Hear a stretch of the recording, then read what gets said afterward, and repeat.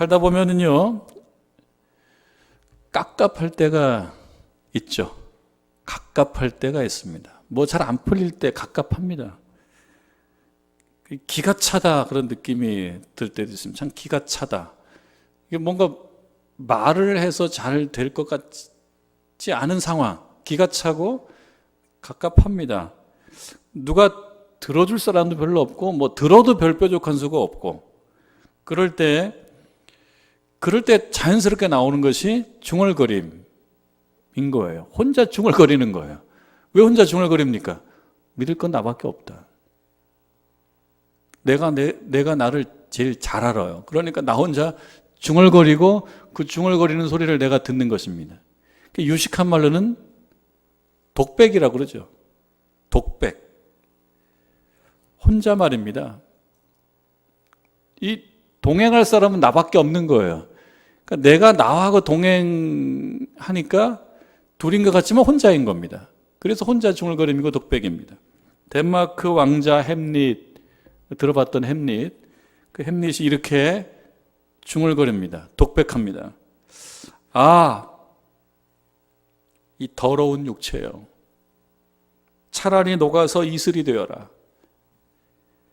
하나님은 왜 자살을 금하는 율법을 정하셨는가? 이 지루하고 멋없고 살 가치도 없는 세상이요. 이렇게 독백합니다. 독일에서 공부하다가 아버지 왕이 돌아가셨다는 이야기를 듣고 돌아왔어요.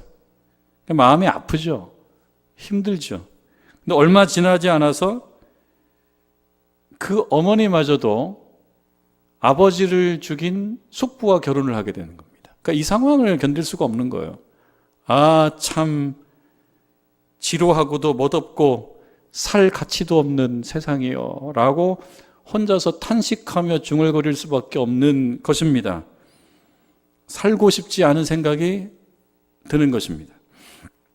여러분, 무대 위에서만 독백이 있는 게 아니라 우리도 살아가면서 이렇게 혼자 중얼거릴 때가 있습니다. 아주 심각한 문제로 중얼거릴 때도 있지만 그렇지 않은데도 이렇게 중얼거릴 때가 있습니다.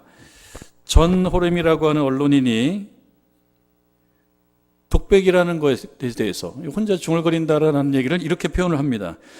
볼륨을 줄인 소리 없는 아우성의 다름 아니다. 이렇게 이야기합니다. 혼자서 중얼거리는 것, 혼자서 독백하는 것, 뭐 여러 가지 이유로 인해서 그렇게 하겠지만 어쩔 수 없이 이렇게 탄식조로 나오는 이런 독백은 볼륨을 낮춘 그런 아우성이라는 이야기입니다. 뭔가 터져 나오는 거예요. 가만두면 안 되는 건데 그냥 터져 나오는 것입니다. 언제 이런 독백을 하게 되냐면, 언제 이렇게 혼자 중얼거리게 되냐면 세상 일이 뜻대로 되지 않을 때, 당연하죠. 세상 일이 뜻대로 되지 않을 때 그런 얘기가 나오는 거예요. 그리고 인생 희로애락의 어떤 고비를 넘어갈 때, 지칠 때, 그럴 때 혼자말을 하게 됩니다. 그래서 이 혼자말이라고 하는 것은 내 인생이 좀 어렵다라고 하는 거에 대한 표현입니다. 그런데 여러분, 조금 다른 각도에서 이야기를 할 수 있습니다. 이 독백은요, 그러한 힘든 어떠한 경험, 상황, 그래서 어떻게 보면 인생의 독소인데 이걸 그냥 가지고 있으면은 이게 인생이 더 힘들어지는 거예요. 이게 독백을 통해서 나오는 겁니다. 내 마음에 있는 어떤 기포가 밖으로 나오는 것이 독백이다. 이렇게 얘기합니다. 그래서 이런 독백은 한편으로는 자기 정화의 기능을 한다. 자기 정화의 기능이 있다. 나도 이미 나도 모르게 하고 있을 겁니다. 근데 여러분 혼자서 한번 표현해 보게 되면요, 이렇게 독백을 해보게 되면 자기 인생을 되돌아보게 된답니다. 그리고 삶을 복귀해 볼 수 있답니다. 바둑을 두고 내가 왜 졌는지를 복귀하잖아요, 바둑 기사들이. 그러니까 삶을 다시 복귀해 볼 수 있답니다. 혼자 중얼거릴 때, 혼자 독백할 때, 뭔가 이야기할 때 생각이 나는 거예요. 자기 인생이 밖으로 나오는 거예요. 안 그러면 가라앉게 됐던 어떤 정말 힘든 찌꺼기 같은 것들이 내 독백을 통해서 나오면서요, 자기 삶이 복귀가 되면서 자기 삶을 한번 드러내보는 기회가 되는 것입니다. 그래서 그 중에 유감스럽고 아쉬운 것이 있다 그러면 회개도 할 수가 있습니다. 반성도 할 수 있습니다. 좋은 기회가 된다는 겁니다. 그럼으로 인해서 새로운 마음을 갖게 만들 수도 있다. 그렇게 보면은 독백의 기술을 한번 연마해 볼 일입니다. 한번 스스로 한번 해보십시오. 독백의 기술을 한번 연마해 보면요, 안 그러면 가라앉아 있는 것들이 독백을 통해서 이 독백이 하나의 모티브가 돼서 자꾸 밖으로 나오게 되고, 밖으로 나오면서 자기 인생을 돌아보게 되고, 자기 인생을 돌아보면서 답이 없었는데 답을 찾게 될 수도 있다. 일종의 자기 정화이다. 한번 해볼 만한 기술 같습니다. 여러분, 신자들은요, 기왕이면 그런 독백을 하더라도 어디에서 하면 좋겠습니까? 88편 1절, 여호와 내 구원의 하나님이여 내가 주야로 주 앞에서 부르짖었사오니, 그렇습니다. 주 앞에서 부르짖었어요. 그런데 부르짖었는데요, 14절로 가서 보면 여호와여 어찌하여 나의 영혼을 버리시며 어찌하여 주의 얼굴을 내게 숨기시나이까. 그러니까 주 앞에서 독백을 하는데요, 정말 독백이에요. 하나님께서 주의 얼굴을 숨기셨기 때문에 혼자 있는 것입니다. 그래서 이 시편 기자는 독백을 하는데 주 앞에 나와서 독백하거든요. 주 앞에서 독백하는데 주께서 좀 들어주시길 바라는 마음으로 하는데 역시 안 들어주셔서 혼자 있는 독백이 되고 있습니다. 이게 신자의 독백입니다. 그렇지만 그 신자의 머릿속에는 항상 누가 있냐면 하나님이 계신 거예요. 하나님을 부르는 거예요. 혼자가 아닌 거예요. 혼자 하는 독백도 우리 인생에 유익하고 자기 정화의 기능을 한다면 신자들은요, 하나님 앞에 나와서 중얼거리는 겁니다. 주 앞에 나와서 중얼거리는 겁니다. 아마 어떨 때는 하나님이 얼굴을 숨기셨기 때문에 정말 나 혼자 중얼거리는 것이라고 느낄 수도 있지만, 그런 가운데에서도 내 생각은 하나님을 향하여 있기 때문에 독백이면서 동시에 그것은 대화이다. 우리 성도 여러분들께서 인생 살다가 답답할 때가 있습니다. 우리 장로님께서도 기도해 주셨지만 답답한 시대를 살고 있습니다. 그래서 자기도 모르는 사이에 중얼거리게 됩니다. 독백하게 됩니다. 왜? 들어줄 사람은 나밖에 없다는 생각이 들기도 하기 때문에 그렇습니다. 그러나 신자라면 이러한 상황이든 저러한 상황이든, 특히 지금처럼 깊은 가을이 되어서 뭔가 서글프고 좀 슬프고 그럴 때 독백하고 싶은데 신자라면 어떻게 해야 되는 겁니까? 주 앞에 나와서 중얼거리는 것입니다. 주 앞에 나와서 그렇게 얘기하는 것입니다. 그러면 하나님께서 여러분들을 결코 홀로 두지 않을 것입니다. 하나님 앞에서 독백은 혼자말이 아니라 대화입니다. 그래서 위로이고 격려이고 치유입니다. 그런 걸 경험하는 것입니다. 여러분, 88편으로 가보면 이 신자가 하나님 앞에서 부르짖습니다. 1절과 2절에 기도인가 보다 하는 정도를 깨달을 뿐이지, 알아차릴 뿐이지, 2절을 넘어가면은 이게 기도인지 뭔지 모르겠어요. 1절에 보니까 여호와 내 구원의 하나님이여 내가 주야로 주 앞에서 부르짖었다. 답답한 겁니다. 부르짖었다라는 걸 보면 답답한 거예요. 그리고 2절을 보니까 나의 기도가 주 앞에 이르게 하시며 나의 부르짖음에 주의 귀를 기울여 주소서. 기도가 어떻게 보면 좀 유일하게 나와요. 나의 부르짖음에 주의 귀를 기울여 주소서. 좋았습니다. 근데 3절로 넘어가면서 분위기가 굉장히 어두워집니다. 그래서 이 시편이 어둡습니다. 저는 보면서 12절쯤에서 끝나면 좋았겠다. 흑암 중에서 주의 기적과 이짐의 땅에서 주의 공의를 알 수 있으리까, 이렇게 얘기하고, 10절쯤에서 이렇게 그냥 끝나면 좋을 텐데 계속됩니다. 그리고 18절 끝에 가서도 뭔가 좀 답답합니다. 뭐 찬양도 있어야 되고 확신도 있어야 되고 믿음도 있어야 되고 결단도 있어야 되는데 보통 시편이 그렇거든요. 그런데 18절로 봐도 주는 내게서 사랑하는 자와 친구를 멀리 떠나게 하시며 내가 아는 자를 흑암에 두셨습니다. 좀 답답해요. 끝나는 것도 이렇게 끝납니다. 3절부터 이 분위기가 계속 이어지고 있습니다. 3절부터. 3절에 보면요. 나의 영혼에는 재난이 가득하다. 나의 생명은 스올에 가까워 싸우니 생명은 가능성인데요. 생명은 가능성이에요. 생명은 성장이에요. 생명은 나아감이에요. 생명은 좋아지는 거예요. 생명은 기쁨이에요. 밝음이에요. 그런데 나의 영혼이, 나의 생명은 스올에 가까웠다. 이게 스올은요, 그거는 죽음이에요. 생명의 반대예요. 그러니까 나의 생명은 죽음에 가까웠다. 그러니까 나는 살아있지만 살아있다라고 볼 수 없어요. 스스로 생각할 때. 살아있는데 안 살아있는 거예요. 그게 3절에 나옵니다. 내 생명은 스올에 가까웠으니. 그리고 4절도 이어집니다. 나는 무덤에 내려가는 자 같이 인정되었다. 그러니까 무덤에 내려간 건 아니지만 무덤에 내려간 거하고 차이가 없다. 무덤이라는 건 뭡니까? 이건 죽음입니다. 생명이 아닙니다. 생명을 얘기하지만 죽음을 얘기하고 있어요. 그렇게 자기 인생을 표현하고 있습니다. 힘없는 용사 같으며, 또 5절에 죽은 자 중에 던져진 바 되었으며, 죽은 자는 없는 거예요. 무예요. 죽은 건 없는 거예요. 죽음이에요. 그런데 죽은 자 중에 던져진 바 되었다. 그러니까 자기 인생이 없어져 버린 거예요. 그런 느낌을 갖고 있어요. 죽임을 당하여 무덤에 누운 자 같으니이다. 죽임을 당한 것은 아니지만 죽임을 당했다라고 얘기하는 거하고 차이가 없다. 그렇게 얘기합니다. 주께서 그들을 다시 기억하지 아니하시니 누구를 기억하지 않습니까? 무덤에 누운 자들, 그리고 죽은 자들, 죽임을 당하여 무덤에 누운 자들, 던져진 바 된 자들, 이들은 주께서 그들을 다시 기억하지 않으신다. 근데 내가 어디에 있느냐? 그 중에 있다.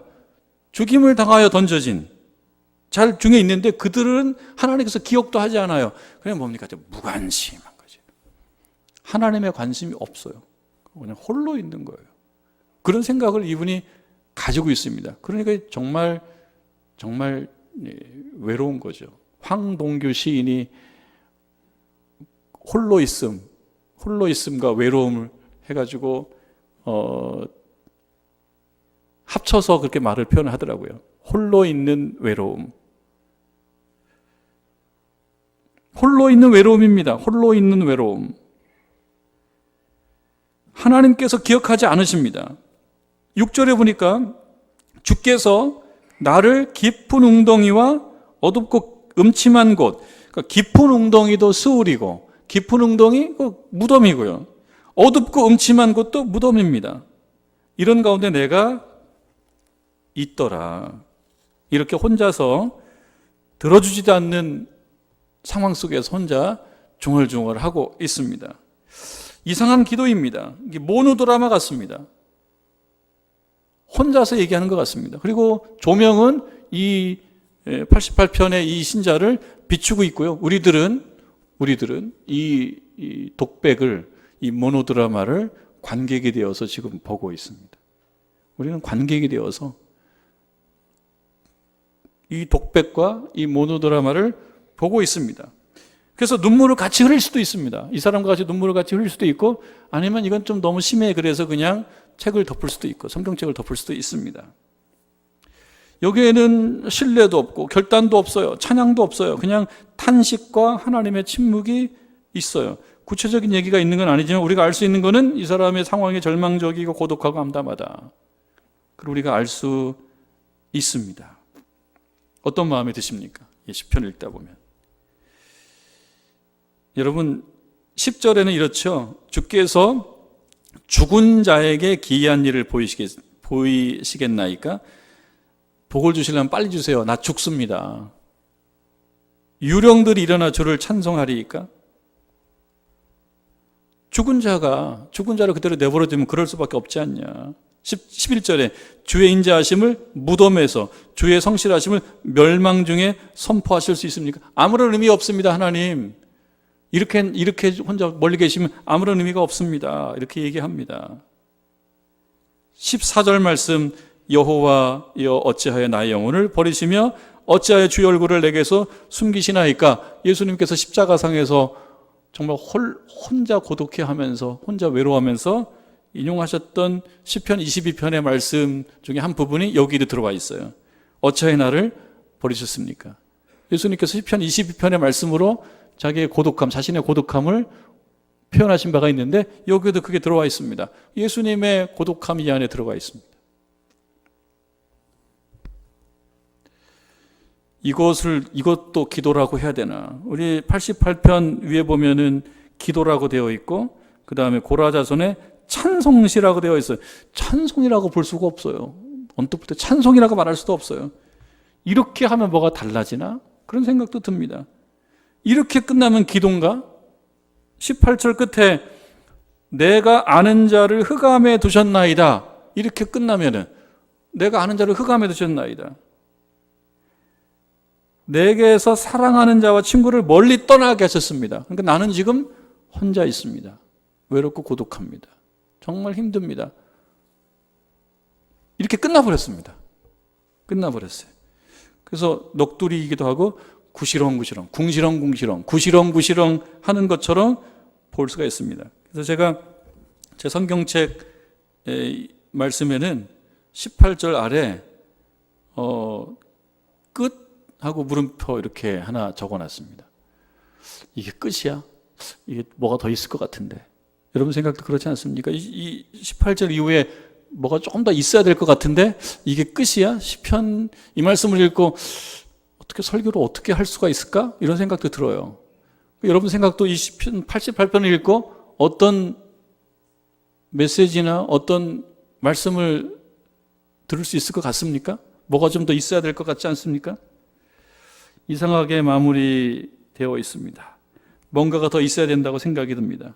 이렇게 끝나서 좀 당혹스럽습니다. 그렇게 봤을 때 이 시편 88편을 통해서 우리는 뭘 생각해 볼 수 있을까?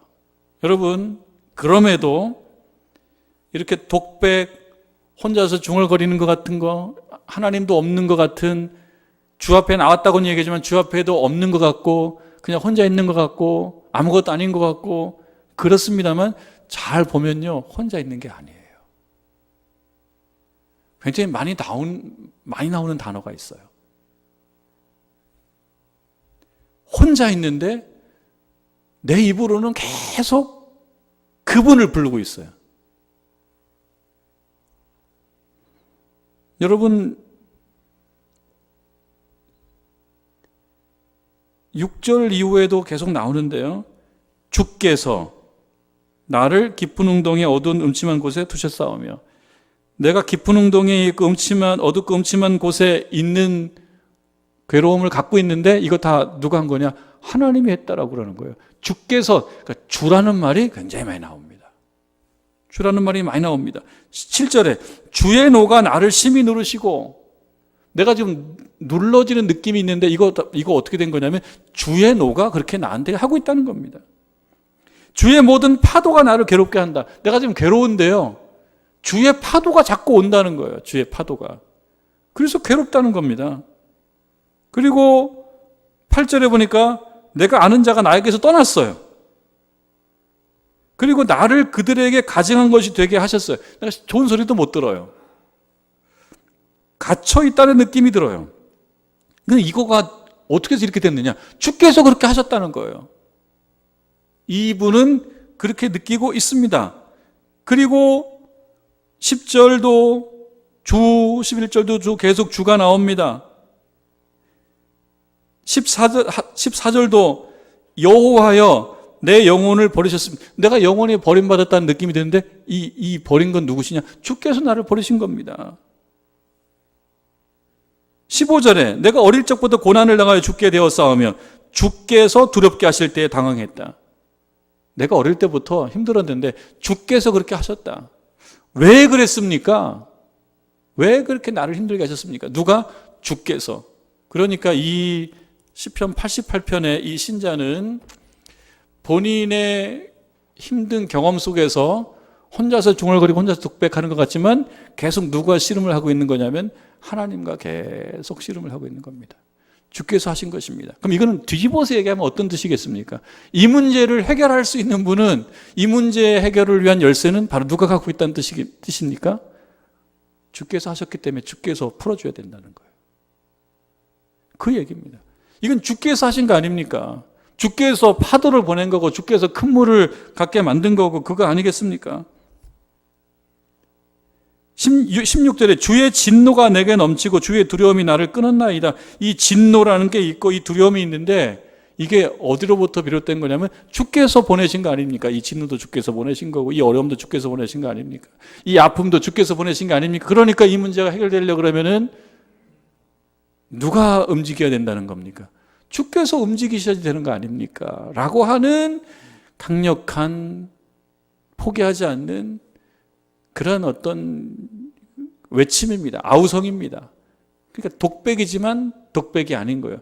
독백이지만 대화한 거예요. 지금 당장 문제가 해결된 건 아니지만. 이걸 보고 우리는 신학이라고 얘기합니다. 신학인 거죠. 우리가 경험하는 여러 가지 문제들, 개인적인 문제들, 아픔들이 있습니다. 여러분 심리학으로 풀어볼 수도 있어요. 심리학으로. 프로이드 심리학으로 풀어보면 프로이드 심리학은 내가 겪는 내면의 어려움, 괴로움, 이 아픔에 이유가 있다고 봅니다. 저 밑에 가라앉아 있는 상처가 있다고 봅니다. 이 상처를 끄집어내서 이 상처를 보듬어 주는 거예요. 그러면 해결된다고 생각해요. 결국 자기가 해야 되는 겁니다. 그러니까 어떤 문제를 이해할 때 심리학적으로 이해할 수 있는데 심리학 중에서도 나는 프로이드 심리학으로 이해할 거야. 그러면은 내 저 무의식 세계 속에 저 가라앉아 있는 그 어떤 것들, 그거를 끄집어내서 그 어떤 것과 대화하고 이렇게 푸는 거죠. 이렇게 푸는 거죠. 그건 신학이 아닌 거죠. 그거는 심리학이죠. 심리학. 서점에 가면은 뭐 그런 책들이 많이 있습니다. 심리학에게 묻다. 심리학에게 묻다. 심리학적으로 보는 겁니다. 내 어려움을. 그런데 이 시편 88편은요. 다 주님이 했대요. 주님이 하신 거래요. 그 원인 제공도 다 주님에게 있는 거예요. 주께서 그렇게 하셨다는 거예요. 왜 그렇게 하셨을까에 대해서는 우리가 좀 더 집중적으로 연구를 해볼 필요가 있겠죠. 왜 그렇게 하셨을까? 근데 주께서 그렇게 하셨다라고 자꾸 생각하는 겁니다. 그러니까 심리학이 아니고 철학이 아니고 뭡니까? 신학인 거예요. 자기 인생의 신학인 겁니다. 그게 믿음인 겁니다. 믿음은 무엇입니까? 내가 경험하는 문제들이 하나님과 관련되어 있다라고 생각하는 거예요. 하나님과 관련되어 있어서 이게 됐다고 생각하는 거예요. 그래서 이 문제를 하나님께서 풀어주시면 풀린다라고 하는 믿음을 갖고 있는 거예요. 그것이 신자의 신앙입니다. 그게 믿음입니다. 여러분, 이 기도를 우리 삶으로 한번 가져와 보는 것입니다.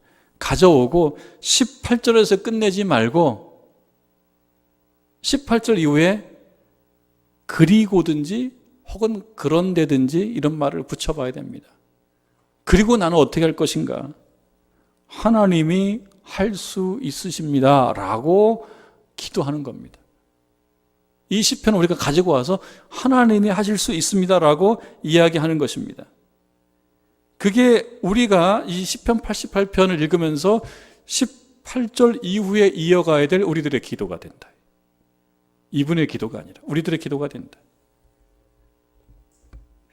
눈물도 흘리고 찬송도 하고 결단도 하는 그 기도가 18절 이후에 이어져야 된다라고 하는 것입니다.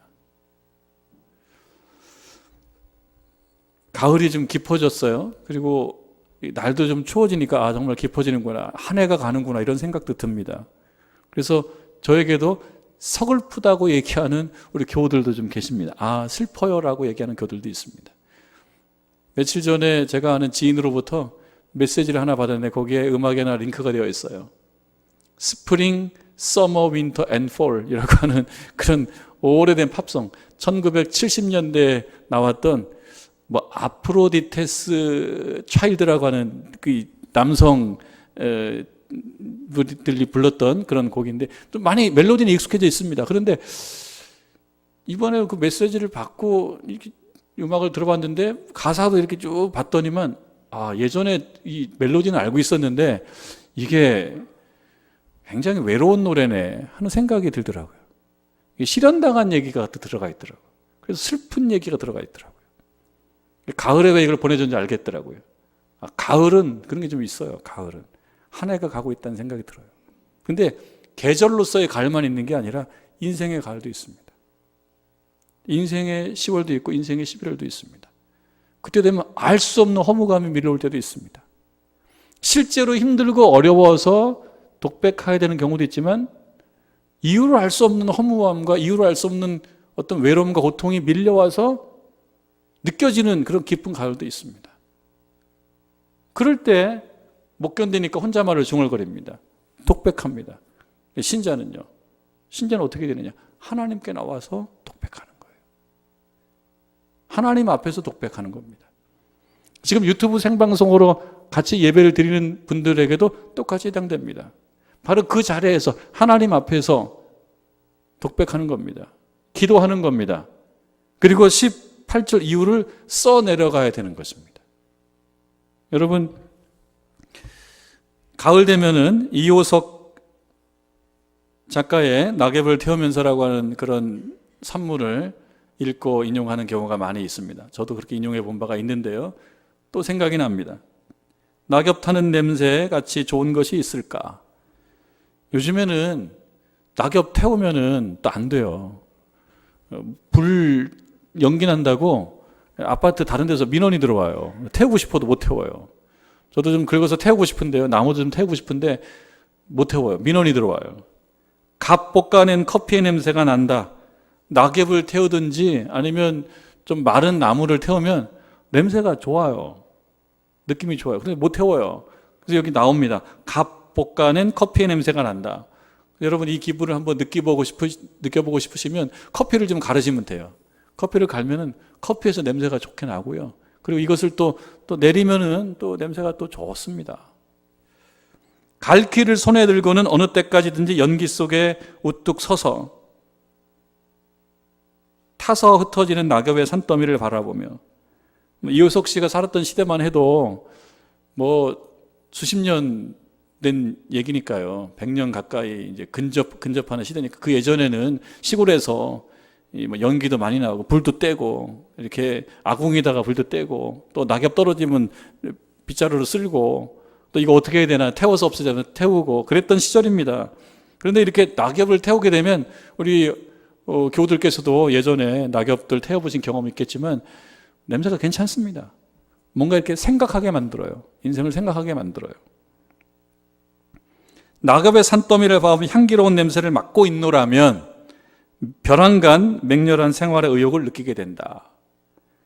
낙엽을 태우면서 거기서 나는 냄새를 느끼고 몸에 배고 그러면 이것이 어떻게 되냐면은 벼랑간 맹렬한 생활의 의욕을 느끼게 된다는 거예요. 그래서 우리가 낙엽을 모아다가 또 태울 수는 없어요. 민원이 발생하니까.